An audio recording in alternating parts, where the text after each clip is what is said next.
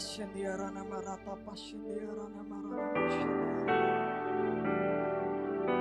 kasih Tuhan, terima kasih. Kami bersyukur Tuhan. Oh, we give you my heart. Kami berikan hati kami Tuhan. Hidup kami malam ini sekali lagi kami bawa di hadapan-Mu Tuhan. Kami tahu Engkau ada, kami tahu Engkau hadir di tengah-tengah kami. Engkau bertata di atas pujian kami. Mari saja kita saudara ambil 1-2 menit ini. Jangan pedulikan yang lain, 1-2 menit saja. Kasih waktumu buat Tuhan. Mari ambil waktu 1-2 menit. Mari sembah Tuhan keluar dari hatimu. In every breath that I take, setiap nafas yang keluar dari hidup kami, semua darimu Tuhan. Kinara masyen diarana masyen, kirata pasyen keraniarana masyen. Thank you Jesus, thank you Jesus.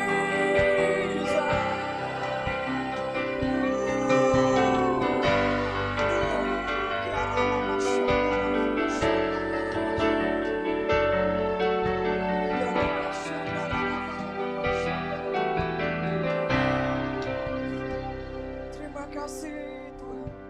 Terima kasih buat malam hari ini Tuhan. Firman-Mu berkata ketika 2-3 orang berkumpul maka Engkau ada di tengah-tengah kami. Tapi firman-Mu juga bilang Tuhan, ketika kami umat-Mu, kami memuji Engkau, maka Engkau yang bertata di atas pujian umat-Mu. Ini kami Tuhan, kami memuji Engkau malam ini. Kami menyembah Engkau malam ini. Dan kami tahu yang bertata atas hidup kami adalah Engkau. Bukan kuasa lain, tapi Engkau Tuhan. Kalau Engkau bertahta di atas kami, dan Engkau adalah Raja yang bertahta, maka apapun bisa terjadi di hidup kami. Maka yang orang bilang gak mungkin jadi mungkin. Maka yang dunia bilang tidak bisa itu jadi bisa. Karena Engkau yang bertahta di atas pujian kami. Terima kasih Tuhan buat malam ini. Mari Tuhan Roh Kudus Kau yang kuasai setiap kami. Kami minta roh hikmat, pewahyuan dan pengertian itu turun buat setiap kami ya Tuhan. Mari Engkau yang berbicara malam hari ini. Engkau yang kuasai suruhnya atas hidup kami. Dan kami mau perkatakan semua kuasa yang bukan dari Tuhan. Semua yang dari kuasa kegelapan.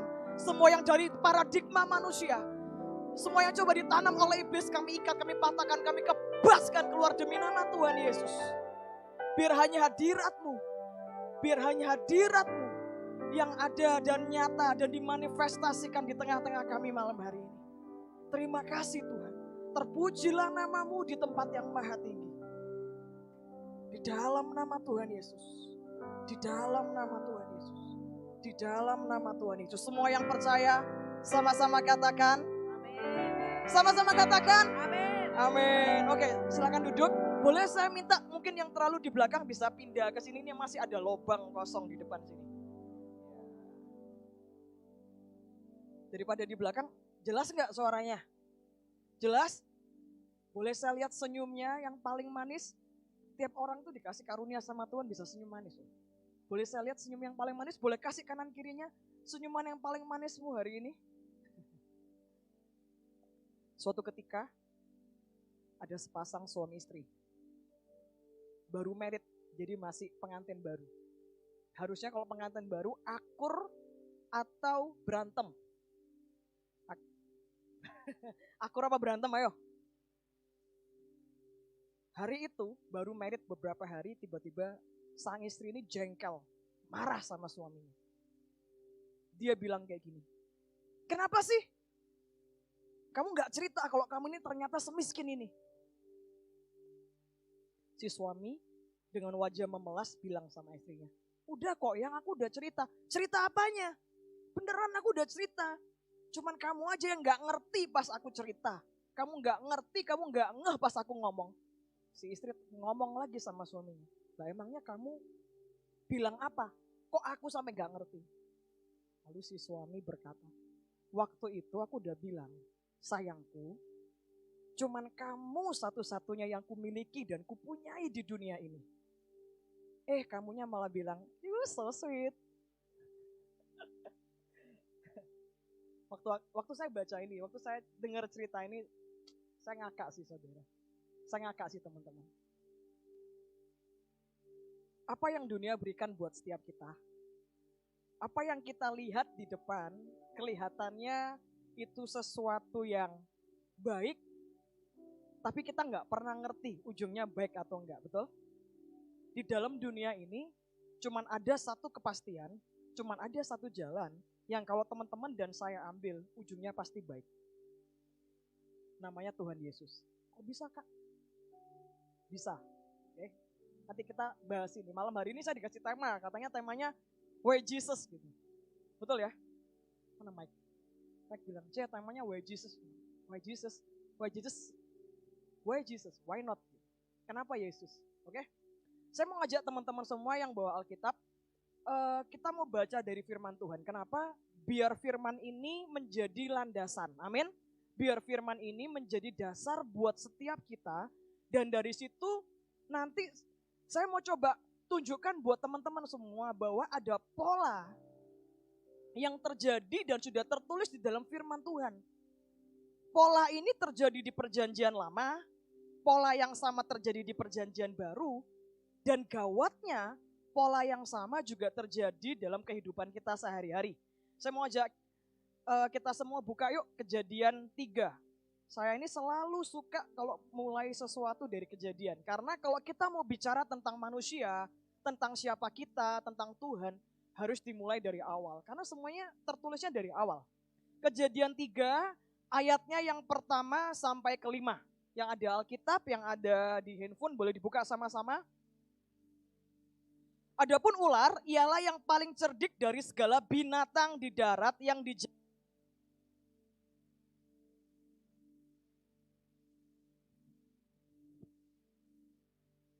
Teman-teman notice gak? Sadar sesuatu? Ada yang sadar gak apa yang barusan terjadi? Kalau ada yang sadar boleh jawab.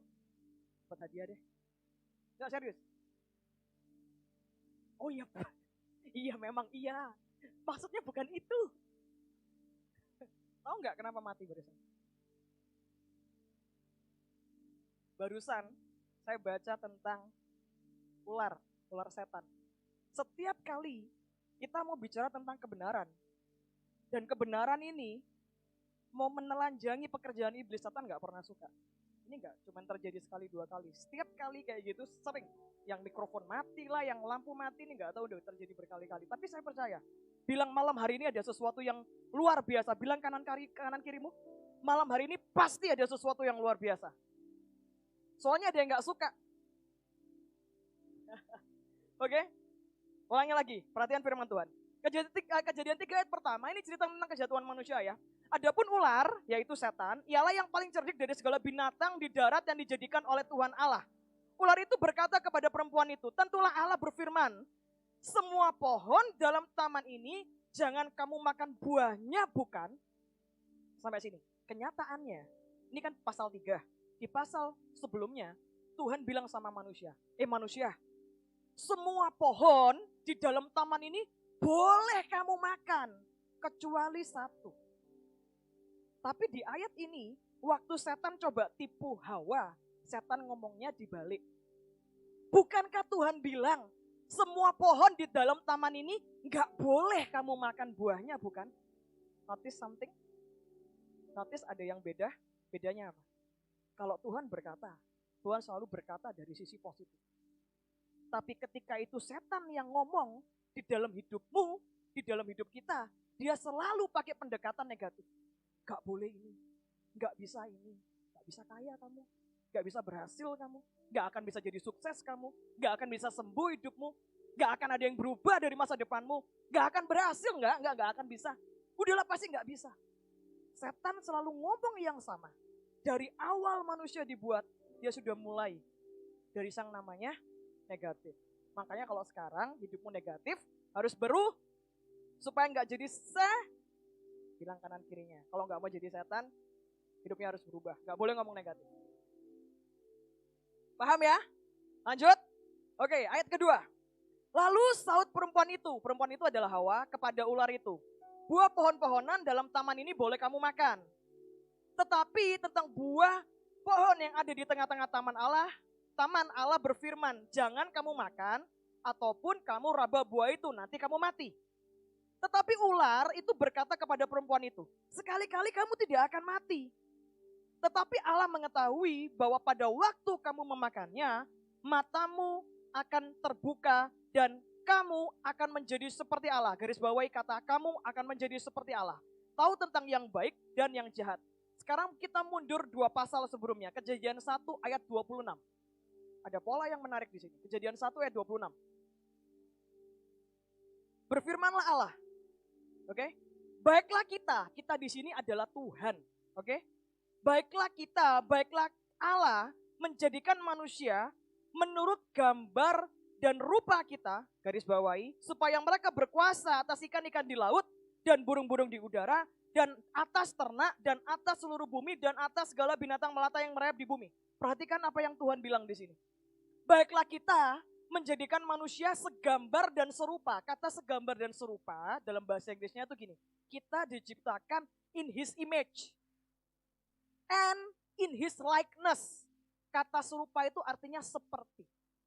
Notice lagi sesuatu yang aneh. Setan bilang sama Hawa, kamu ya gak akan mati kalau makan buah itu. Yang ada malah kamu akan menjadi seperti Allah. Padahal waktu Tuhan menciptakan manusia sudah diciptakan segambar dan seperti Allah. Bingung? Ulangi lagi ya. Setan bilang, kamu kalau makan akan seperti Allah. Padahal kenyataannya kita sudah seperti Allah. Berapa banyak dalam hidupmu setan berkata, kamu pasti gagal. Kenyataannya firman Tuhan berkata kita lebih dari pemenang. Tadi udah nyanyi kan? Betul? Yang gawat adalah di hari itu Hawa memilih percaya dan mengikuti tipuan setan. Paham? Oke, berhenti sini dulu. Sekarang kita lompat. Buka Lukas ayat yang keempat. Lukas 4. Cerita ini di Lukas 4 adalah cerita tentang Yesus yang waktu itu di dunia adalah seorang manusia. Berarti waktu Yesus di dunia itu dia adalah seorang manusia. Hari itu firman Tuhan berkata Yesus yang penuh dengan Roh Kudus dipimpin sama Roh Tuhan pergi ke tempat namanya padang gurun untuk dicobai. Perhatikan di sini. Lukas 4 ayat yang ketiga. Lalu berkatalah iblis kepadanya, itu adalah Yesus. Jika engkau anak Allah, garis bawahi kata jika engkau anak Allah, suruhlah batu ini menjadi roti. Sekarang lompat ke ayat yang ke-9, satu lagi. Kemudian ia adalah setan atau iblis, membawa Yesus ke Yerusalem dan menempatkan dia di bubungan bait Allah. Lalu berkata kepadanya, jika engkau anak Allah, garis bawahi lagi kata, jika engkau anak Allah, jatuhkanlah dirimu dari sini ke bawah. Paham ya? Oke. Satu ayat lagi, kita lompat satu pasal sebelumnya. Nanti kalian akan lihat ada pola yang sama. Lukas 3 ayatnya yang ke-22. Lukas 3 ini bercerita tentang Yesus sebelum dia dibawa ke padang gurun. Perhatikan ya. Yesus ini pergi ke sebuah tempat yang namanya Sungai Yordan. Udah tahu ceritanya semua? Ketika Yesus sampai di Sungai Yordan, dibaptis oleh seorang yang namanya Yohanes Pembaptis. Ketika Yesus dibaptis, apa yang terjadi? Roh Tuhan turun, memenuhi Yesus, menetap di hidup Yesus. Dan ada kejadian apa lagi setelah itu? Langit terbuka. Lukas 23 ayat yang ke-22. Dan turunlah Roh Kudus dalam rupa burung merpati ke atasnya. Dan terdengarlah suara dari langit. Suaranya berarti siapa yang ngomong? Allah Bapak yang di surga ngomong dari langit. Engkaulah anakku yang kukasihi, kepadamulah aku berkenan. Ngomongnya ke siapa? Tuhan? Ngomongnya ke Yesus yang waktu itu dia adalah seorang Perhatiin ya, waktu Yesus dibaptis, waktu Yesus di dunia, dia itu 100% manusia kayak kita. Dia bisa lapar, dia bisa ada kemungkinan buat marah, dia ada kemungkinan buat jatuh dalam dosa, dia ada kemungkinan buat kepanasan, kalau kayak kita kepanasan, dia juga bisa kedinginan, dan menurut saya, Yesus juga bisa jatuh cinta. Gak tertulis dalam firman, tapi saya percaya, kalau dia mengalami sama kayak manusia jatuh cinta gak sih? Bisa merasakan kasih gak? Berarti Yesus juga bisa merasakan kasih? Itu teori saya pribadi, tapi saya tetap percaya Yesus bisa jatuh cinta. Iblis bahwa Yesus dicobai dan berkata, jika kamu anak Allah, ubah batu ini jadi roti. Ngomong lagi, jika kamu anak Allah, jatuhkanlah dirimu. Di ayat sebelumnya, Lukas 3 ayat yang ke-22, pertama kali Yesus mendapatkan identitasnya. Mendapatkan pewahyuan tentang siapa dirinya. Bapak bilang, engkau adalah anakku. Berarti Yesus adalah anak Allah. Di ayat berikutnya, setan mencobai Yesus yang adalah manusia pakai cara yang sama seperti setan mencobai Hawa waktu itu. Yang diserang apanya? Identitas. Tuhan kasih identitas buat Hawa dan Adam waktu itu. Engkau manusia, engkau kuciptakan segambar dan seperti aku. Setan datang, mau nyerang dia, menyerang mereka. Yang setan pakai tipuannya apa? Kamu kalau makan ini, kamu akan seperti Allah. Kenyataannya, mereka sudah seperti Allah. Sama juga waktu itu Yesus seorang manusia. Sebelumnya Yesus baru dapat pewahyuan. Oh, aku ini anak Allah. Tiba-tiba setelah itu iblis datang. Kalau kamu memang benar anak Allah. Apa yang iblis coba ganggu, rusak dari hidup Yesus yang adalah manusia waktu itu? Identitas. Sampai hari ini setan masih pakai cara yang sama buat menipu manusia. Apa yang dirusak? Identitas. Manusia tanpa identitas tidak akan pernah bisa nyampe kepada tujuan. Identitas itu apa sih, Kak? Identitas adalah siapa kita di dalam Tuhan. Bilang sama-sama, siapa kita di dalam Tuhan. Maksudnya apa, Kak? Maksudnya gini, apa yang Tuhan katakan tentang dirimu? Apa yang Tuhan pikirkan tentang dirimu? Apa yang Tuhan lihat tentang dirimu? Identitas adalah apa yang Tuhan lihat, apa yang Tuhan pikirkan, dan apa yang Tuhan katakan tentang dirimu.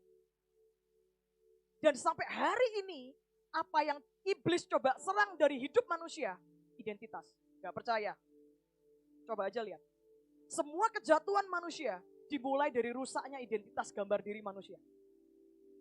Semua. Cara yang sama. Setan masih pakai cara yang sama. Baru-baru ini saya baca di Amerika ada perkumpulan orang yang mengidentifikasikan dirinya sebagai anjing. Pernah dengar? Serius?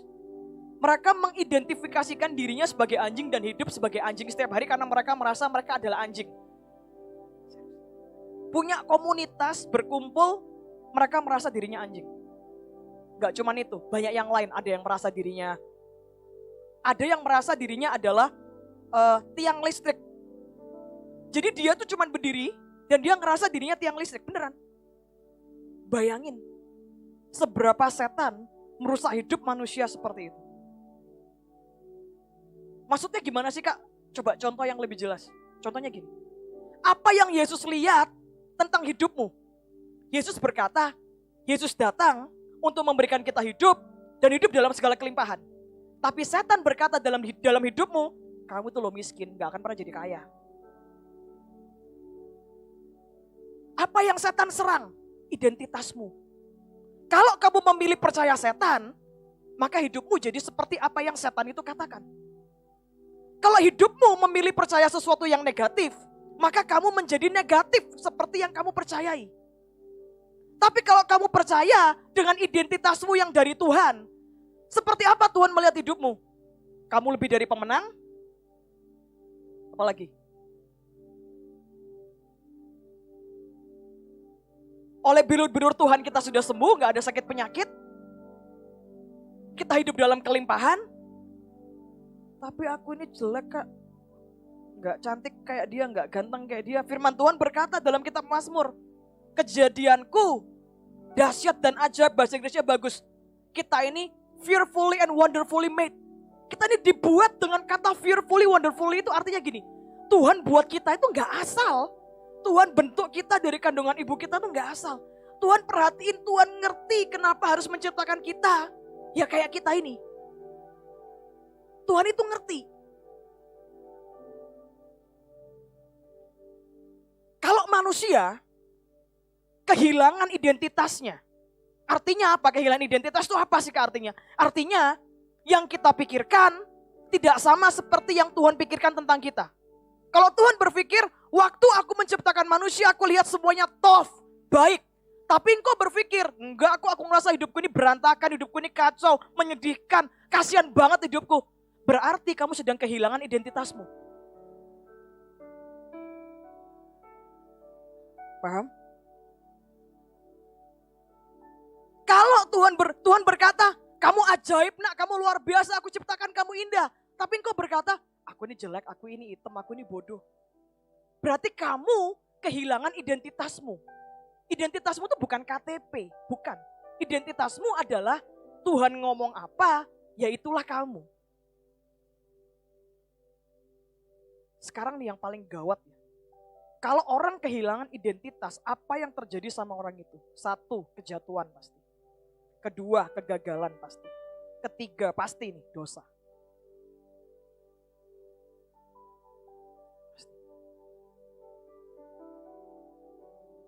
Ada yang sering dengar sekarang lagi rame mental health. Dengar? Tahu apa mental health? Ada yang tahu? Apa itu kak, makanan apa? Bukan makanan itu. Itu bahasa Inggris, namanya penyakit mental. Berapa banyak orang kemarin khotbah juga ya dengar? Hamba Tuhan yang kemarin khotbah dia bilang apa? Penyakit global sekarang itu depression. Depression itu depresi. Depresi itu yang diserang bukan badan, bukan. Tapi kalau depresi tingkat tinggi, tingkat parah, badannya ikutan.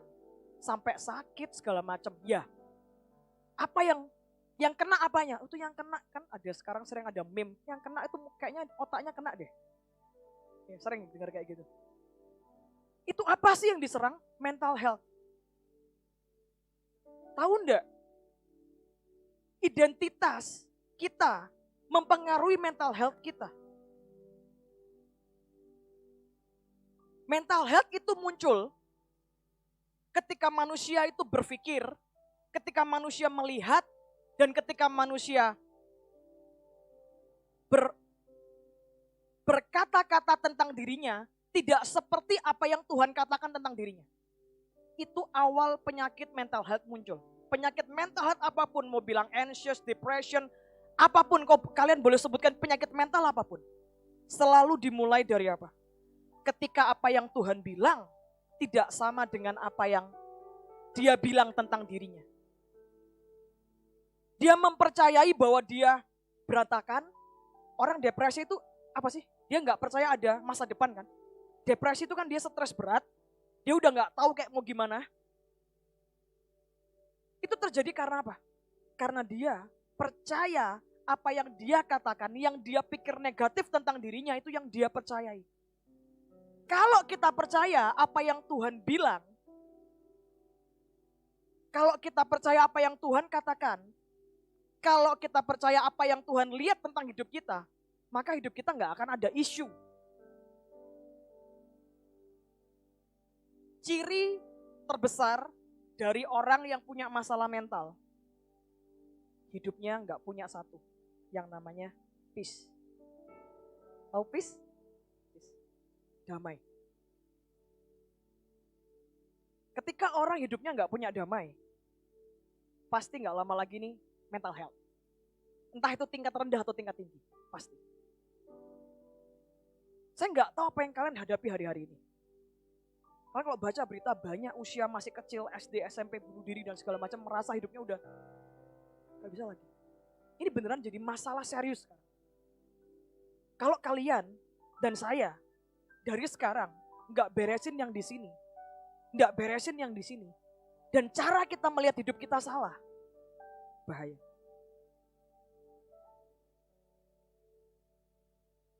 Peace, damai, peace is not the absence of problem. Damai itu bukannya tidak ada masalah, enggak. Kita enggak akan pernah bisa berharap, aku berharap hidupku enggak ada masalah. Masalah tetap ada. Peace itu adalah the presence of God. Tuhan Yesus disebut apa? Prince of Peace. Raja damai. Ketika orang hidupnya enggak ada damai, yang kehilang dari hidupnya itu apa? Tuhan. Kalau kamu mulai melihat hidupmu gak ada damai, jangan-jangan kamu sedang kehilangan Tuhan tapi kamu gak sadar. Kamu bisa datang ke gereja, kamu masih bisa kelihatannya melayani dan baca firman. Tapi tiba-tiba tanpa kamu sadari, kamu kehilangan Tuhan dalam hidup. Ngeceknya gampang kok. Peace, ada gak? Ketika peace itu pergi, sebelum mental health ini datang, masalah-masalah isu di mental health datang, biasanya dimulai dari 3 hal. Perhatikan ya, di Kejadian 1, Kejadian 3. Setelah manusia jatuh dalam dosa, apa yang terjadi dengan mereka? Mereka sembunyi, betul? Kenapa mereka sembunyi? Ada 3 perasaan. 3 perasaan ini selalu muncul. 1 fear, takut. 2 shame, malu. 3 guilt, rasa bersalah. Setiap kali orang jatuh dan kehilangan identitasnya, perasaan ini selalu akan muncul dalam hidup seseorang. Kamu ngerasa fear, kamu ngerasa malu dengan dirimu, kamu merasa bersalah.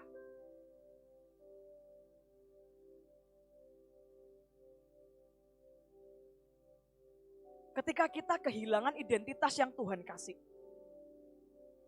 maka cara kita melihat hidup kita pasti negatif.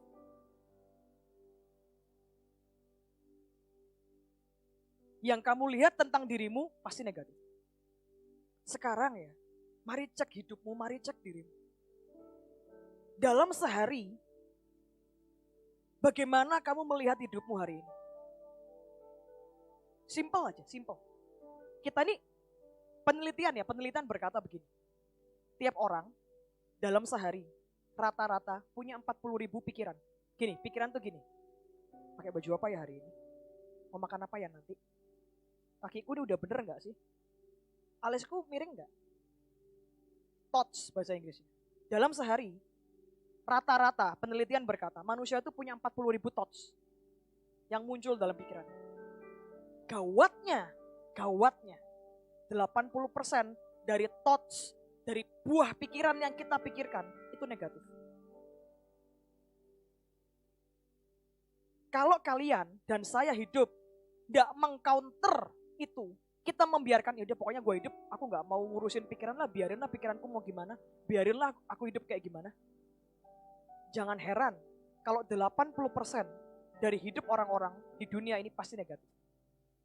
Karena 80% dari pikiran yang muncul dalam pikiranmu, itu adalah pikiran yang negatif. Yang ngomong bukan saya, penelitian. Oleh karena itu firman Tuhan itu ajaib. Paulus bilang gini, be transformed, jadilah berubah dengan cara renewing of your mind. Berubah cara berpikirmu. Kamu mau melihat hidupmu berubah? Gampang. Ubah caramu berpikir. Kamu mau melihat keadaanmu berubah? Ubah caramu berpikir. Dari awal kejatuhan manusia dimulai dari setan merusak identitas manusia sehingga manusia dirusak pikirannya. Kalau hari-hari ini kita nggak berubah, kalau hari-hari ini kita nggak mau untuk hati-hati dengan apa yang kita pikirkan, bahaya.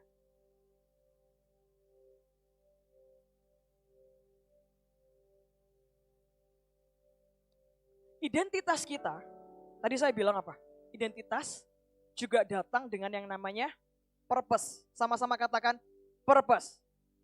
Purpose adalah tujuan. Setiap kita hidup di dunia ini nggak mungkin tanpa sebab, nggak mungkin. Selalu ada alasan kenapa kamu lahir di dunia ini. Sekalipun aku kayak gini kak, ya. Sekalipun kamu kayak gini.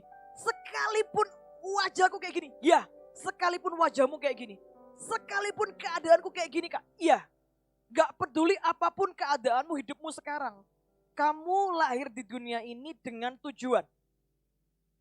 Selalu ada tujuan Tuhan kenapa kamu dilahirkan. Identitas kita yang Tuhan berikan dalam hidup setiap manusia selalu datang satu paket dengan yang namanya destiny.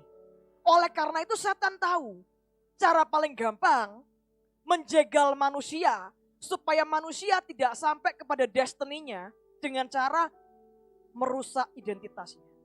Merusak cara manusia ini berpikir tentang siapa dia. Tuhan bilang apa dalam hidupnya, dirusak semua. Setan berhasil enggak? Berhasil sama Adam dan Hawa. Akhirnya Adam dan Hawa jatuh dalam dosa. Tapi puji Tuhan, kita punya yang namanya juru selamat. Namanya Yesus. Yesus datang di dunia. Waktu Yesus di dunia, dia Tuhan atau manusia? Coba ada yang bisa jawab nggak?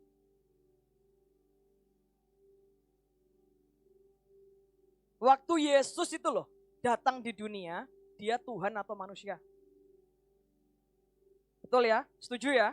Berarti Yesus waktu di dunia, dia kalau dia manusia, berarti kita bisa seperti Yesus kak?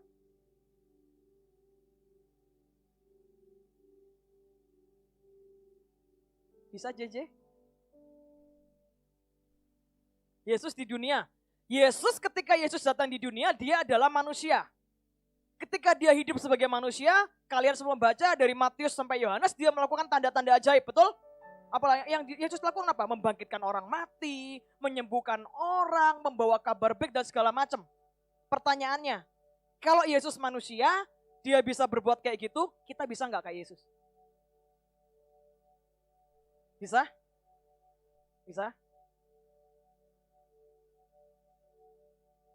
Kasih cerita ya. Gak usah buka firman, cerita. Percayalah ini ada dalam firman. Ini timeline Yesus. Cerita Yesus. Dengerin, ini menarik. Yesus, sebelum dia memulai pelayanan Yesus tuh hidup dari seorang bapak ibu yang namanya Maria dan Yusuf. Dia punya saudara sepupu yang baptis dia, namanya ya. Hari itu, kayak tadi yang kita baca, Lukas 3 berkata, Yesus pergi ke tempat yang namanya Sungai Yordan. Perhatiin ya. Yesus ke tempat yang namanya Sungai Yordan. Di situ dia dibaptis. Apa yang terjadi di hari itu? Sebut aja itu hari pertama ya. Karena Alkitab pakai sebutan hari pertama, hari kedua. Anggap aja hari pertama itu, Yesus tercatat dalam firman Tuhan beberapa kali di kitab Injil. Datang ke Sungai Yordan, dia dibaptis. Ketika dia dibaptis, Roh Kudus turun dan memenuhi Yesus. Loh, kok tahu? Tahu. Karena Roh Kudus turun dalam rupa burung merpati. Pertanyaannya gini, burung merpatinya udah gitu kemana? Loh, itu Yesus dihinggapi Roh Kudus atau dipenuhi Roh Kudus?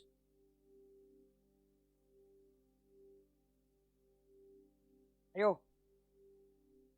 Kalau dihinggapi itu gini loh. Nemplok, hinggap, hilang. Kalau dipenuhi itu, masuk di dalam. Pertanyaannya, Yesus dihinggapi apa dipenuhi? Dipenuhi. Yesus dipenuhi oleh Roh Kudus, tahunya dari mana? Karena di ayat setelah itu, setelah Yesus nggak nyemplung lagi di dalam sungai, Yesus pergi ke tempat yang namanya padang gurun, Firman Tuhan berkata, Yesus dipenuhi Roh Kudus, dia di padang gurun. Dari kapan Yesus terima Roh Kudus pertama kali? Di Sungai Yordan. Yesus dipenuhi Roh Kudus, perhatiin ya, pertama kali di Sungai Yordan. Di hari yang sama dia dibaptis, di hari yang sama dia terima Roh Kudus dan dipenuhi Roh Kudus dan disertai Roh Kudus. Di hari yang sama dia tahu identitasnya. Yesus bukan cuma sebagai anak manusia, tetapi dia juga anak Allah. Hari yang sama, hari pertama. Di hari yang sama, Yesus disertai oleh Roh Kudus, dipimpin ke padang gurun dan dia dicobai. Tapi Alkitab tulis, menarik sekali. Di hari kedua, keesokan harinya, Yesus yang tadi itu loh, manusia yang dibaptis sama Yohanes, yang dipenuhi Roh Kudus, yang sudah dikasih tahu sama Tuhan identitasnya apa. Di hari kedua, firman Tuhan berkata, Yesus memanggil murid-muridnya yang pertama. Itu bicara tentang apa sih Kak? Purpose, tujuan. Yesus tahu dia datang di dunia itu bukan gak jelas, enggak. Dia tahu dia punya tujuan. Ketika Yesus di dunia ini dia punya tujuan. Aku harus mati, aku harus memberitakan kerajaan surga sudah datang di bumi seperti di surga. Untuk aku bisa menyelesaikan destiny yang Tuhan taruh di hidupku, aku butuh murid. Yesus gak nganggur. Begitu dia tahu identitasnya apa, begitu dia punya Roh Kudus dalam hidupnya, di hari yang kedua, Yesus memanggil murid-muridnya yang pertama. Dia langsung melakukan purpose yang Tuhan taruh di hidupnya. Hidup kalian dan hidup saya juga sama. Kita ini punya purpose. Ada yang belum dibaptis? Belum? Mau dibaptis? Mau ya, dibaptis ya? Enggak sekarang, tenang aja. Mukanya kaget. Hah? Baju bantinya mana? Enggak sekarang. Nanti minta dibaptis. Sudah terima Tuhan Yesus semua di sini? Percaya Tuhan Yesus? Amin? Percaya Tuhan Yesus? Kalau kalian percaya Tuhan Yesus, berarti kalian juga punya Tuhan Roh Kudus dalam hidupmu. Amin? Kalau kamu punya Tuhan Roh Kudus di dalam hidupmu, berarti Roh Kudus menyertai kamu. Betul? Kalau kamu percaya sama Tuhan Yesus, Galatia berkata, melalui Yesus, kita ini dilayakkan untuk panggil Bapak kita di surga dengan sebutan Bapak. Berarti kita anak Tuhan juga enggak? Identitas yang Bapak kasih ke Yesus, kamu itu anak Allah, juga berlaku buat kita enggak? Berlaku. Berarti kita juga tahu identitas kita. Pertanyaan berikutnya, Yesus setelah dia penuh Roh Kudus, setelah dia tahu identitasnya, dia melakukan purpose-nya loh. Dia melakukan tujuannya loh. Pertanyaannya, kalian hidup sesuai dengan destiny yang Tuhan kasih dalam hidupmu atau enggak? Kalian ini loh tiap hari hidup sejalan dengan tujuan Tuhan enggak?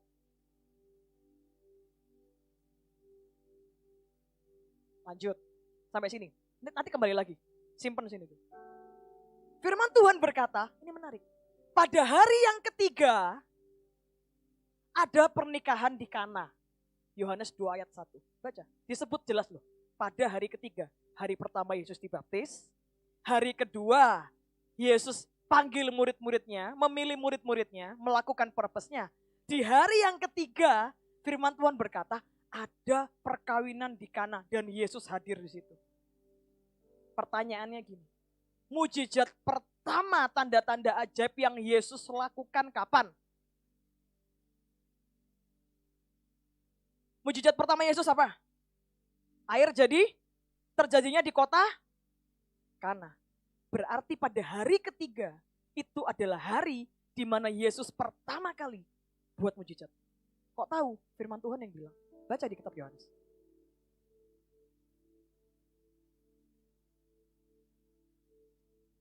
Kok bisa?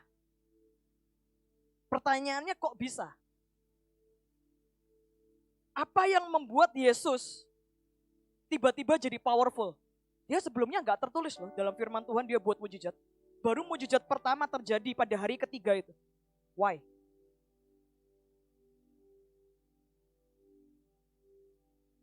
Kapan Yesus tiba-tiba jadi punya kuasa? Setelah Roh Kudus turun atas hidup Yesus.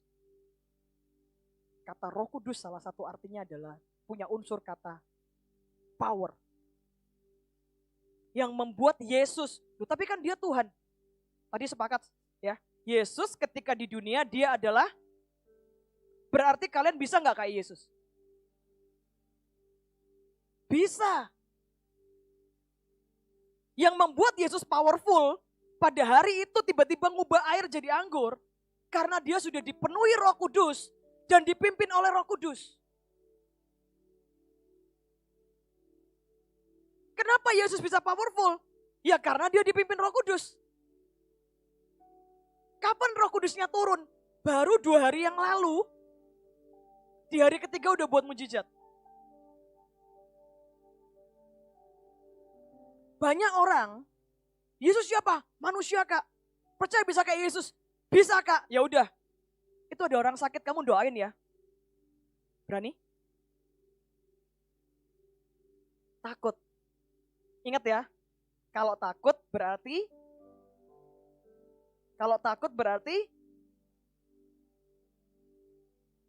tadi apa? Identitasmu lagi diserang. Kalau kamu tahu, sama kayak Yesus nih. Yesus sudah dipenuhi Roh Tuhan, Yesus tahu identitasnya, Yesus tahu tujuannya, dan Yesus melakukan jebret, mujizat jadi.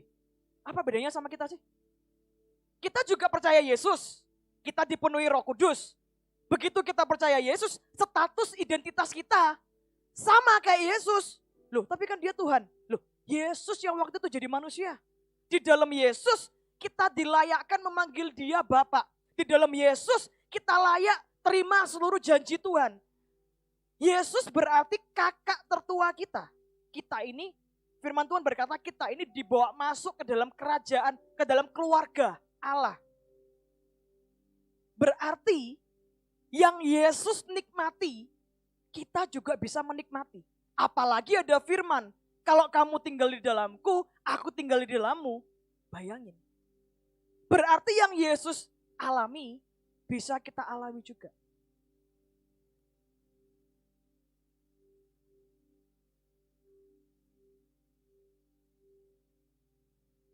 Yohanes 14 ayat yang ke-12. Salah satu ayat yang paling saya suka. Kita baca ya, Yohanes 14 ayat yang ke-12.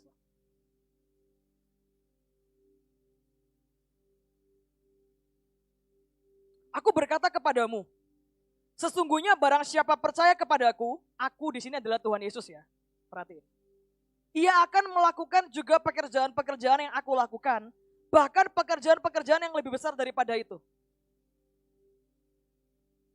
Ayat ini semakin meyakinkan bahwa Yesus itu manusia. Kenapa? Ayat ini hanya bisa berlaku kalau yang ngomong manusia dan bukan Tuhan.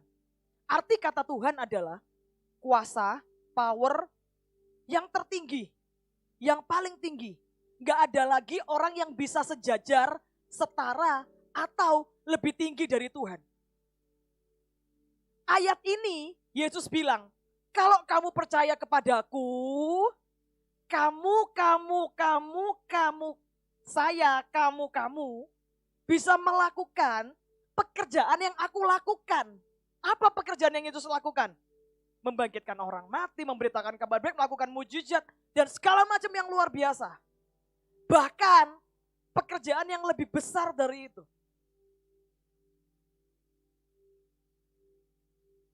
Bagaimana itu bisa mungkin? Karena yang menyertai Yesus waktu di dunia juga menyertai kita. Namanya Roh Kudus. Paham? Yesus adalah the perfect example, the perfect theology. Dia adalah contoh terbaik. Yesus datang ke dunia itu gini loh. Aku ini kasih contoh sama kamu manusia, bagaimana kamu harus hidup. Aku jadi manusia, lahirnya lebih parah di kandang hewan. Tapi aku jadi powerful bukan karena aku ini Tuhan. Bukan karena Yesus itu Tuhan waktu itu. Waktu Yesus di dunia, dia 100% manusia kayak kita. Tapi yang buat Yesus mampu dan selesai sampai akhir, karena ada Roh Kudus yang menyertai Yesus. Dan Roh Kudus yang sama juga ada di dalam hidupmu. Status kita sebenarnya sejajar kok sama Yesus. Kok berani ngomong gitu Kak? Enggak benar. Yang menyertai Yesus juga menyertai kita. Identitas yang Yesus punya juga identitas yang kita punya. Bedanya, Yesus nurut kehendak Bapa, Yesus tahu tujuan apa yang harus dia lakukan, dan dia fokus di situ. Tapi kita gak mau nurut kehendak Bapa, tujuan hidupmu apa? Gak tahu Kak, boys. Bedanya di situ. Ketika kamu gak tahu tujuan hidupmu apa, kamu gak ngerti ini aku hari ini hidup buat apa sih? Identitasmu berantakan, setan serang identitasmu, itu sebabnya sekarang banyak anak-anak muda, banyak orang-orang depresi, stres dan segala macam. Dia nggak tahu identitas hidupnya apa, dia nggak tahu hidup ini harus dicapai apa sih. Terus sekarang gimana Kak kalau aku nggak tahu identitasku, nggak tahu aku hidup harus kayak gimana? Simple, back to Bible. Kembali ke firman. Kita ini punya yang namanya tujuan secara global. Saya suka nyebutnya tujuan secara global. Firman Tuhan berkata kamu garam dan terang. Pertanyaannya setiap hari kamu tanya sama dirimu, kamu sudah jadi garam dan terang enggak dalam hidupmu hari ini? Sudah sih Kak, aku bukan jadi garam dan terang lagi.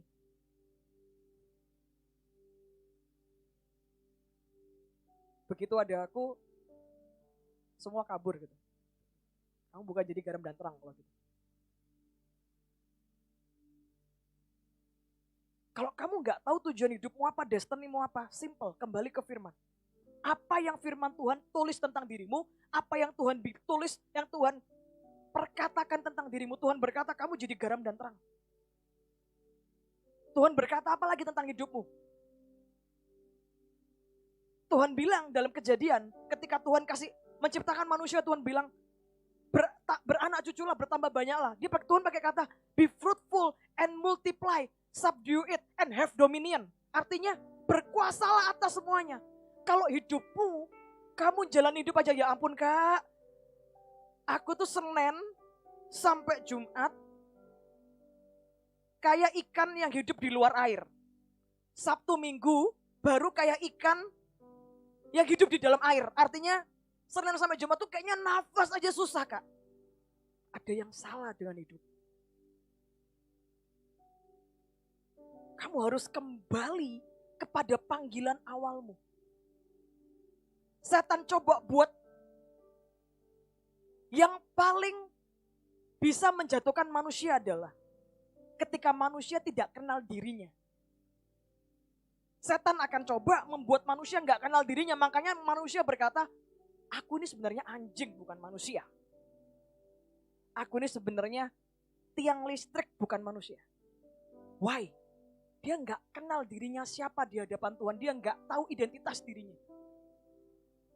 Kalau kamu tahu identitas dirimu, setan mau bilang kamu kalah. Kamu bisa bilang enggak, aku tahu kenyataannya aku kelihatan kalah. Tapi di dalam Tuhan, aku lebih dari pemenang. Amin. Setan bilang, tuh lihat tuh, semua ngelawan kamu. Kamu pasti akan mati, kamu hidupmu gak akan bisa menang. Kamu bilang enggak, firman Tuhan gak bilang gitu. Firman Tuhan berkata, no weapon against me shall stand. Tidak ada senjata yang ditempa melawan aku yang akan kena sama hidupku.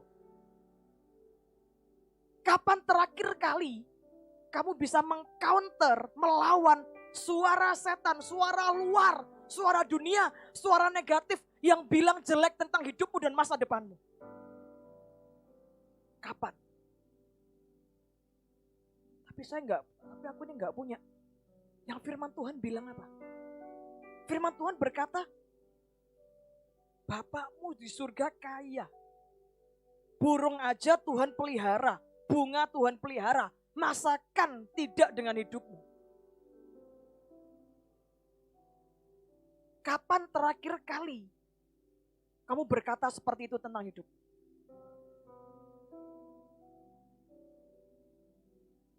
Satu lagi cerita.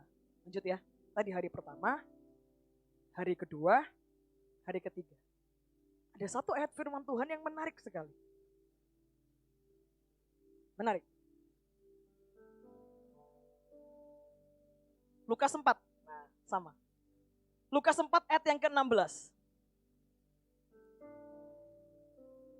Menurut para ahli, Lukas 4 ayat 16 ini ditulis di awal pelayanan Yesus. Beberapa orang percaya ini ditulis di minggu yang sama. Pada hari Sabat, waktu Yesus awal sekali memulai pelayanan. Kita mau baca sama-sama. Ia datang ke Nazaret tempat ia dibesarkan. Ia itu siapa? Yesus. Yesus kembali ke kota Nazaret tempat Yesus dibesarkan. Menurut kebiasaannya pada hari Sabat, ia masuk ke rumah ibadat. Yesus masuk ke rumah Tuhan. Lalu berdiri hendak membaca dari Alkitab. Perhatikan. Kepadanya diberikan kitab Nabi Yesaya. Dan setelah dibukanya, ia menemukan nas di mana ada tertulis. Ayat 18. Roh Tuhan ada padaku. Oleh sebab ia telah mengurapi aku untuk menyampaikan kabar baik kepada orang-orang miskin. Dan ia telah mengutus aku untuk memberitakan pembebasan kepada orang-orang tawanan. Dan penglihatan bagi orang-orang buta. Untuk membebaskan orang-orang yang tertindas. Untuk memberitakan tahun rahmat Tuhan telah datang. Kalau kalian baca ini, apa yang aneh Kak? Gak ada yang aneh. Kalian tahu gak, Yesus sedang baca kitab apa itu? Kitab apa?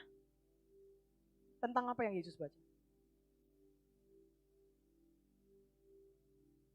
Firman yang tertulis dalam kitab Yesaya, Roh Tuhan ada padaku, itu adalah nubuatan tentang Mesias. Dengan kata lain, yang Yesus baca, yang Yesus deklarasikan di awal mula sebelum Yesus melakukan pelayanannya.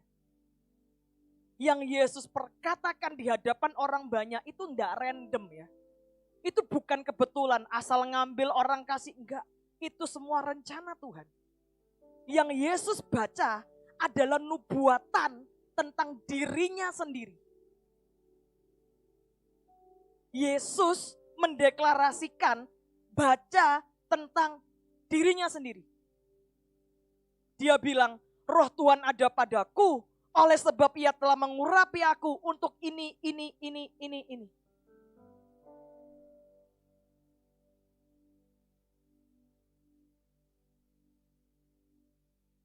Ada yang paham maksudnya? Berapa banyak dari kita terima nubuatan, dengar orang bilang apa, kamu didoain kayak gini. Dan itu belum kejadian dalam hidupmu. Aku pernah didoain Kak, katanya aku jadi orang sukses. Sampai sekarang gak ada tanda-tanda sukses tuh. Aku didoain kayak gini, gak ada tanda-tandanya tuh. Kalian tahu? Yang Yesus deklarasikan di awal mula pelayanannya, sebelum dia memulai pelayanannya, tidak ada satupun yang tidak digenapi. Firman Tuhan gak pernah salah. Apa yang kau katakan tentang hidupmu, itu yang akan terjadi dengan hidupmu. Ada banyak orang cuman koleksi nubuat. Tahu koleksi nubuat? Kok tahu? Tahu. Saya banyak menerjemahkan hamba Tuhan asing. Dan saya banyak melihat orang keliling. Nah, tante ini lagi. Nah, om ini lagi nih. Nah, gak ada tantenya. Gak usah noleh belakang. Gak ada. Buka rahasia. Ngomong, sini. Pegangin HP-nya AI. Kalau pas doa, ya AI.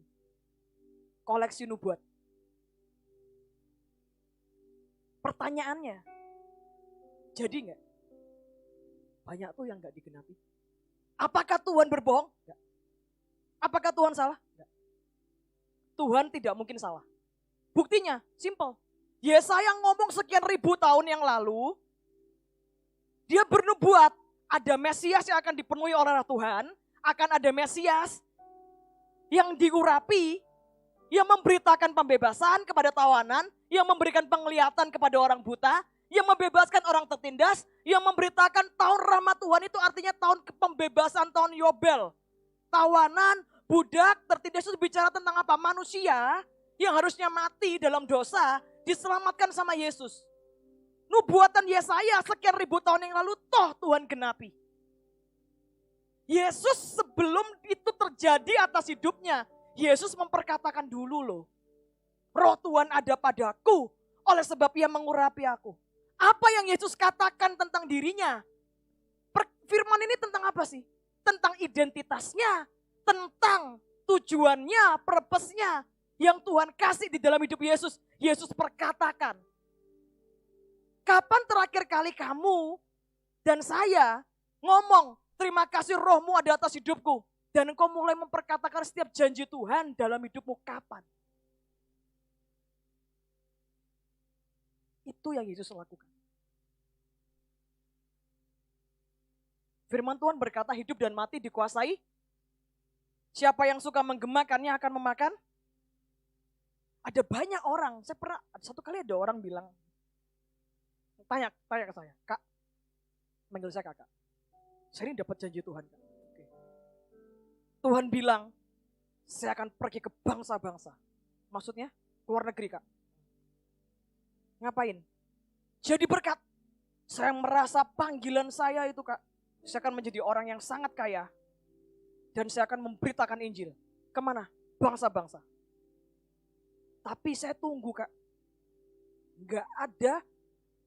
Arah ke sana pun nggak ada. Yang ada sekarang hidup saya menderita. Hidup saya berantakan. Keluarga saya utang dan nggak bisa bayar utang. Berapa banyak dalam hidup kita. Ada banyak yang Tuhan katakan nggak sesuai dengan seperti kenyataan yang kita lihat. Why Jesus? Tema hari ini. Karena Yesus kasih contoh. Supaya itu bisa jadi dalam hidup kita. Apa yang bisa kita pelajari dari Yesus? Simple. Yang pertama. Ketika kamu tahu tujuan hidupmu apa.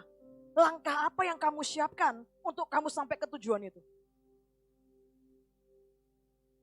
Susah bahasanya Kak. Gampang ya. Tentang orang tadi yang panggil saya kakak. Dia bilang Kak. Aku dibawa Tuhan ke bangsa-bangsa, didoain. Yang doain gak cuma satu hamba Tuhan Kak. 3. Nabi Tuhan. Bahkan rekamannya aja ada. Kalau kakak gak percaya mau denger? Oh gak usah. Terima kasih. Karena orang ini udah ngechat di WA panjang. Ceritain semua. Gak perlu lagi denger rekaman. Percaya, pasti gak mungkin bohong. Sampai sekarang gak kejadian. Pertanyaan saya, kamu bisa bahasa Inggris? Gak bisa. Gimana kamu mau pergi ke bangsa-bangsa kalau kamu gak bisa bahasa Inggris?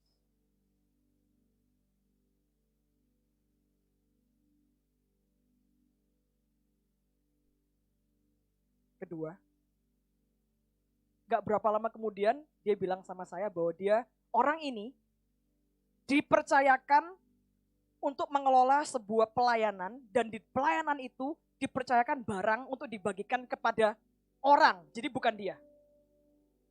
Orang ini tanya sama saya. Aku ini pelayanan Kak. Kalau aku ambil barang itu, dosa enggak? Aku butuh Kak. Dosa enggak? Tapi aku ikut, karena aku juga ikut bekerja. Layak mendapatkan upah. Aku ambil ya Kak. Sudah ngambil, baru ngomong nanya sama saya. Saya bilang, kamu tahu enggak? Kamu bilang bahwa Tuhan akan pakai kamu jadi berkat, kamu sangat kaya jadi berkat sampai ke bangsa-bangsa. Sekarang Tuhan kasih kepercayaan dalam hidupmu, kamu gak bisa menjaga kepercayaan itu dari yang paling simpel. Paham? Yesus, ini destininya Yesus. Dia harus hidup,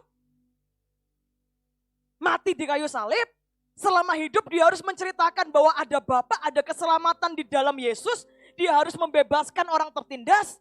Dia harus membebaskan tawanan. Dia harus memberikan penglihatan kepada orang buta. Dia harus memberitakan tahun Ramadan sudah datang. Dia harus berbuat seperti itu. Tapi Yesus gak cuman diam. Buktinya apa Kak? Buktinya di hari kedua. Yesus tahu Yesus butuh tim. Karena Yesus manusia gak bisa lakukan sendiri. Itu namanya engkau sedang mempersiapkan wadah buat destiny yang Tuhan kasih. Gak mungkin one man show. Yesus khotbah di Bukit Bahagia, berbahagialah, berbahagialah, berbahagialah.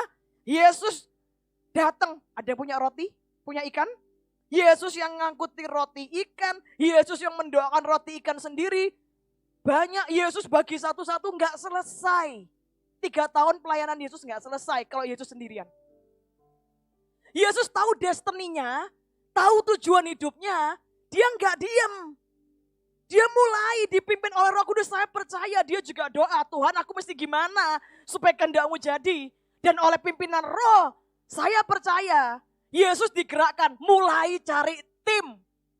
Siapa timmu? Petrus yang gak berpendidikan, Andreas, Yohanes, itu pemungut cukai. Paham? Kalau kamu dikasih tahu Tuhan, kamu akan jadi gini. Apa yang kamu persiapkan dalam hidupmu? Gak ada Kak, mager aja YouTubean setiap hari.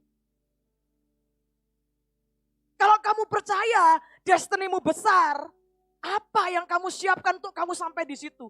Yesus kasih contoh loh, dia tahu dia gak bisa selesaikan ini. Dia juga butuh tim. Yesusnya khotbah, yang bagi roti siapa?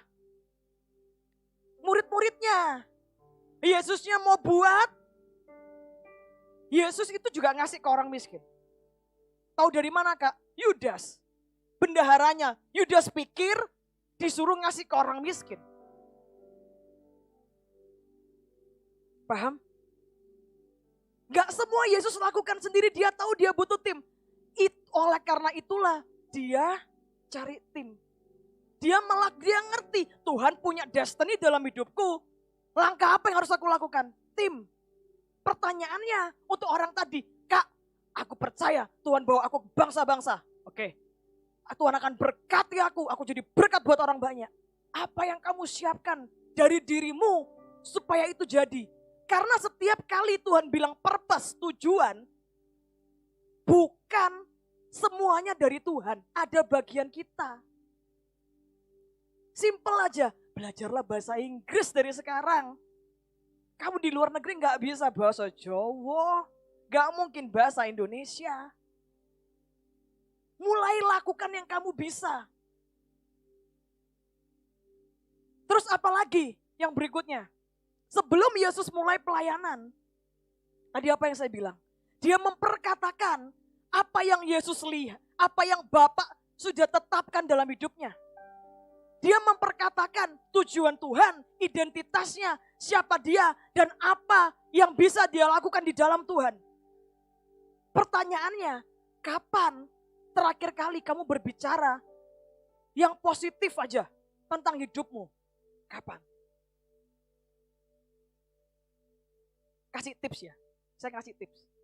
Ini tips yang saya lakukan tapi baru beberapa hari terakhir, beberapa minggu terakhir ini sedang intens saya lakukan. Ada yang pernah didoain hamba Tuhan dan terima nubuatan? Boleh saya lihat tangannya? Yang pernah didoain, terus dibilang bla bla bla. Pernah didoain orang? Kamu diberkati nak, kamu orang yang kayak gini. Pernah? Pertanyaannya, kalian ingat gak?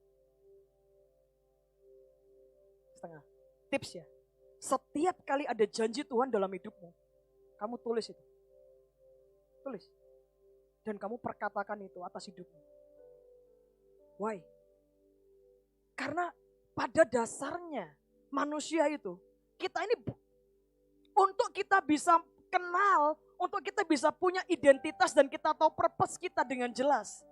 Kita harus melatih setiap hari, menyelaraskan pikiran ini seperti apa yang Tuhan mau. Makanya firman Tuhan berkata, be transformed, ya kamu bisa berubah kalau kamu renewing your mind. Kalau pikiranmu juga dirubah. Cara paling baik, paling cepat, buat ngubah pikiran adalah memperkatakan. Kenapa Alkitabiah? Apa yang kamu katakan itu yang jadi. Terus apa Kak? Kita nggak bisa cuman memperkatakan, aku lebih dari pemenang. Aku orang yang diberkati. Aku orang yang berhasil. Aku orang yang sukses. Tapi begitu kamu melihat kenyataannya kamu buka dompet. Di dompetmu nggak ada uang misalnya. Tiba-tiba pikiranmu bisa ngomong sendiri, nggak tahu dari mana, kayak robot. Ya ampun, miskin banget gue. Berapa banyak kita kayak gitu. Firman Tuhan berkata Amsal 23 ayat 7. As a man think in his heart, so is he. Sebagaimana manusia berpikir tentang dirinya, demikianlah ia. Kalau kamu sudah mulai memperkatakan yang benar, tapi kamu berpikir yang salah, percuma. Pikiranmu sedang membatalkan perkataanmu. Sebaliknya, kalau kamu sudah berpikir yang benar tentang dirimu di sini, suatu ketika saya dengar nih percakapan kokoh-kokoh di sebuah toko. Saya tahu kokoh ini anak Tuhan. Berdoa dengan Tuhan, sungguh-sungguh saya tahu. Tiba-tiba hari itu toko lagi sepi ceritanya. Saya dengar ada percakapan gini. Ada orang belanja. Halo kok, mau beli barang ini. Panas ya kok sekarang? Iya, panas nih hawanya. Aduh, ekonomi lagi susah ya kok. Resesi nih. Duh, parah banget, ya ampun, parah banget. Sepi ya kok toko sekarang. Tanpa sadar, si kokoh ini bilang, iya, sepi sekarang, susah. Mau dia berpikir dia kaya, mau dia percaya Tuhan berkati dia, tapi mulutnya membatalkan apa yang dia pikirkan. Berapa banyak sebenarnya rencana yang Tuhan mau buat dalam hidupmu, yang merusak adalah kamu sendiri. Paham? Dua hal ini harus kita jaga. Makanya firman Tuhan berkata, jagalah hatimu dengan segala kewaspadaan. Kata hati itu bukan heart. Oh berarti artinya aku harus jatuh hati-hati ya Kak kalau jatuh cinta. Bukan cuma itu. Bukan cuma perkara jangan jatuh cinta pada orang yang salah. Kata hati itu artinya mind. Mind itu artinya pikiran. Hati-hati bagaimana kamu berpikir tentang dirimu. Kalau kamu ngelihat, aku ini goblok. Hidupmu akan jadi seperti itu. Karena itu hukum. Tahu hukum? Yang tertulis dalam firman adalah hukum. Hukum itu pasti terjadi. Hukum itu gini loh. Kenapa tisu ini jatuh? Ada yang tahu nggak di sekolah diajarin? Ada yang namanya hukum gravitasi. Hukum itu nggak bisa dibatalkan.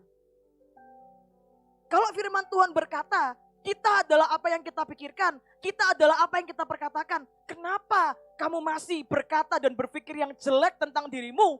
Padahal Tuhan berkata dan berpikir yang baik tentang hidupmu. Tuhan berkata kamu tough. Why? Kenapa? Paham? Saya berdoa. Biar malam ini kita ini sadar. Simple aja. Tiru Yesus. Dulu ada gelang yang populer namanya WWJD. Kalau generasi lama pasti tahu. Generasi sekarang kayaknya nggak tahu ya. What would Jesus do? Zaman-zaman dulu waktu sekian belas tahun yang lalu lagi populer orang pakai. Artinya apa Kak? Apa yang kira-kira Yesus akan lakukan? Setiap kali engkau menjalani hidupmu, setiap hari, simple. Kau bangun pagi sampai nanti engkau tidur malam kembali tidur lagi. Setiap kali engkau mau melangkah, setiap kali engkau mau berpikir, setiap kali engkau mau berbicara, setiap kali engkau mau mengambil keputusan, selalu tanya sama dirimu, what would Jesus do? Kira-kira Yesus melakukan kayak gimana ya kalau di posisi itu? Tanya, does it serve God's purpose in my life? Apakah yang aku lakukan ini mendukung tujuan Tuhan dalam hidupmu? Kalau kamu tiktokan setiap hari, dan tiktokan setiap harimu itu mendukung rencana Tuhan, destiny Tuhan, tujuan Tuhan dalam hidupmu, dan duit, lakukan. Kalau dengan kamu beli sepatu, Urusan beli juga Kak, sama. Kalau dengan kamu beli sepatu, mendukung rencana Tuhan dalam hidupmu, beli. Selain kamu tanya sama Roh Kudus dan dipimpin oleh Roh Kudus kayak Tuhan Yesus. Sebelum kamu berpikir sesuatu tentang dirimu, selalu tanya, kalau aku berpikir aku ini jelek, aku ini kalah, aku ini orang yang kasihan banget. Kalau pikiran kayak gitu, kira-kira mendukung rencana Tuhan dalam hidupmu untuk jadi atau enggak sih? Kalau enggak, jangan berpikir kayak gitu. Berhenti mulai sekarang. Tapi kenyataannya gitu Kak, gak peduli. Di dalam Tuhan, kebenaran lebih besar dari kenyataan. Sama-sama bilang, kebenaran lebih besar dari kenyataan. Sekali lagi, kebenaran lebih besar dari kenyataan. Sekali lagi, kebenaran lebih besar dari kenyataan. Kebenarannya berkata, kamu orang yang diberkati. Kebenarannya berkata, Tuhan memberkati apa yang kita kerjakan. Kita seperti pohon yang ditanam di tepi aliran air yang menghasilkan buah. Kalau kamu melihat, Kak, hidupku ini gak menghasilkan apa-apa. Semua aku kerjain gagal. Kalau itu yang kamu lihat, mulai sekarang. Berarti apa, Kak? Berarti kamu mulai berkata apa yang firman Tuhan katakan tentang hidupmu. Buka Mazmur 1. Ngomong kayak Yesus pakai suara yang keras.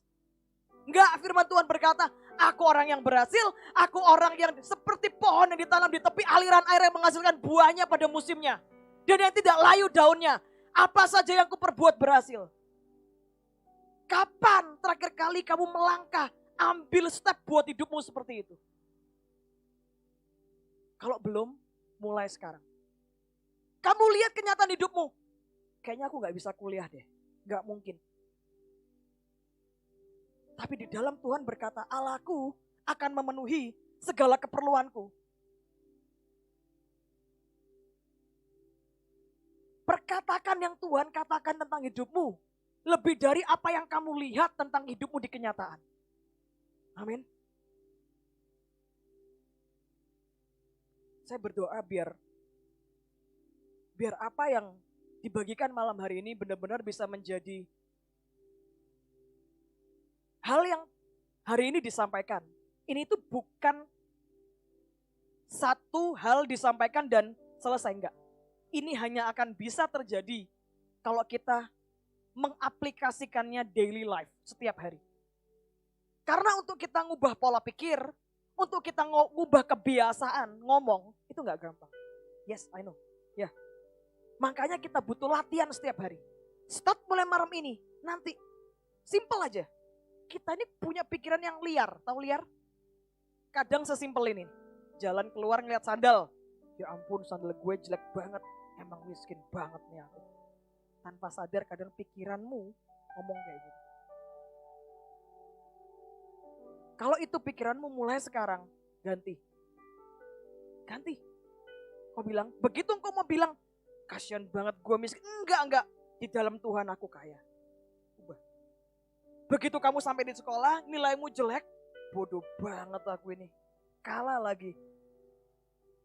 Remedi lagi atau apapun lah. Mulai ngomong, enggak. Hikmat itu datangnya dari Tuhan. Dan Tuhan bilang kalau kita kekurangan hikmat, kita boleh minta.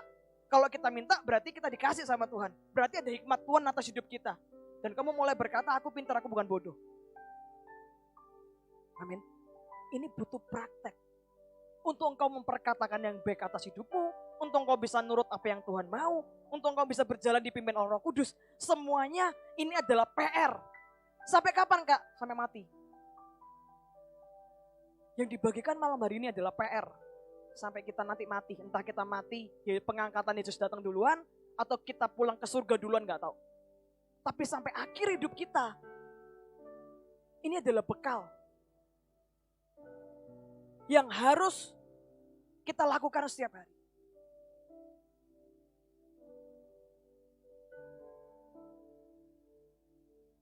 Amin. Siapa yang mau jadi pelaku firman malam ini?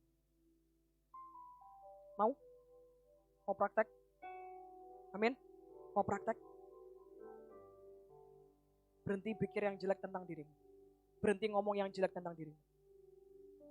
Mulai baca firman Tuhan. Gak cuma baca, renungkan. Karena dari merenungkan, Firman Tuhan tidak pernah ada tulisan baca firman Tuhan, gak pernah.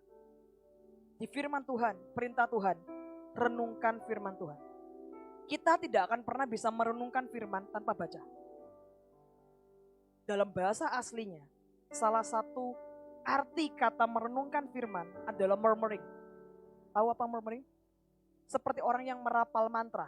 Tahu orang merapal mantra? Orang merapal mantra itu kira-kira pakai suara nggak? Salah satu arti kata merenungkan firman yang firman Tuhan bilang meditate the word of God siang dan malam bla bla bla. Yang Yesus maksud, yang Tuhan maksudkan dalam firman Tuhan di Yosua. Artinya adalah kamu memperkatakan firman. Why kita butuh memperkatakan? Karena Tuhan tahu dengan kita memperkatakan, kita sedang mengubah pola pikir. Kita sedang memberitahu diri kita, ini loh identitas Tuhan dalam hidup. Ini loh purpose Tuhan dalam hidup. Amin. Yesus aja memperkatakan. Yesus aja deklarasi. Jangan malas deklarasi dan memperkatakan sesuatu tentang hidup. Amin. Sama-sama bangkit berdiri.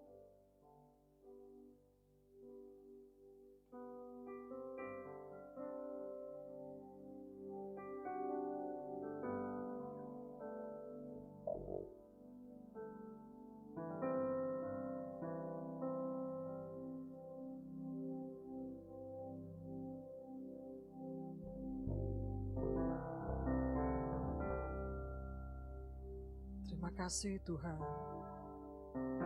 Mari arahkan hatimu ke Tuhan. Saya minta waktu 1-2 menit aja terakhir. Kalau selama ini jalan hidupmu, perilaku hidupmu, apa yang kau lakukan selama ini tidak seperti apa yang Tuhan mau. Saya mau ngajak setiap teman-teman semua malam hari ini, mari datang ke Tuhan dan minta ampun di hadapan Tuhan. Bedanya Yesus dengan kita adalah Yesus berhasil tanpa dosa. Kita manusia yang seringkali gagal, seringkali jatuh, seringkali dosa. Tapi kabar baiknya adalah ketika engkau dosa, ketika engkau jatuh, ketika engkau gagal, selalu kita bisa mengulang.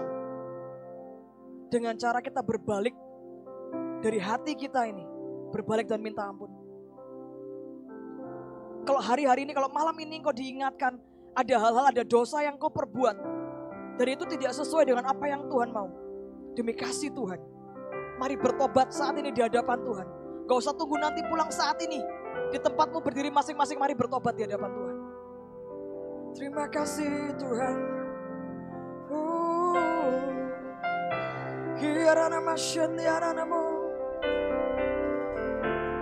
Mari Roh Kudus Kau yang selidiki hati kami yang paling dalam. Tuhan, Tuhan, Tuhan, Tuhan.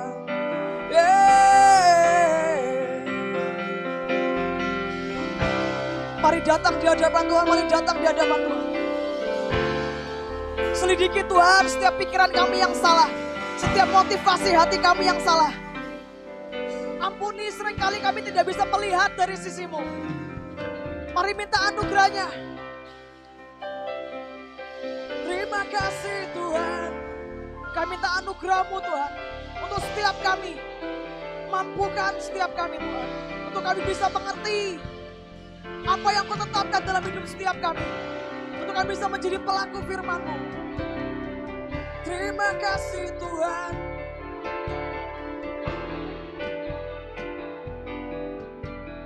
Terima kasih. Mari sama-sama angkat tanganmu di hadapan Tuhan. Tiba-tiba saya digerakkan, Roh Kudus seperti bicara kayak, mari mulai dari malam ini, biarkan hidupmu tuh dipimpin oleh Tuhan. Kita hanya bisa dipimpin oleh Tuhan kalau kita minta Tuhan pimpin hidupku. Seberapa kamu buka pintu buat Tuhan masuk ke hidupmu, sebesar itu Tuhan masuk. Kalau kamu gak buka pintu dan minta Tuhan pimpin hidupku, Tuhan gak bisa banyak mengintervensi hidupmu. Biar malam hari ini angkat tanganmu di hadapan Tuhan. Dan sama-sama berkata, Tuhan Roh Kudus, pimpin hidupku mulai hari ini. Sampai selama-lamanya. Paksakan rencanamu Tuhan. Di dalam hidupku. Paksakan rencanamu Tuhan. di dalam hidupku. Biar kehendak-Mu, biar rencana-Mu, biar tujuan-Mu digenapi di dalam hidupku. Mulai hari ini sampai selama-lamanya, aku serahkan kembali hidupku ke dalam tangan-Mu. Terima kasih Tuhan. Terima kasih Tuhan. Di dalam nama Tuhan Yesus. Semua yang percaya, semua yang sepakat dan semua yang diberkati, sama-sama katakan. Amin. Amin.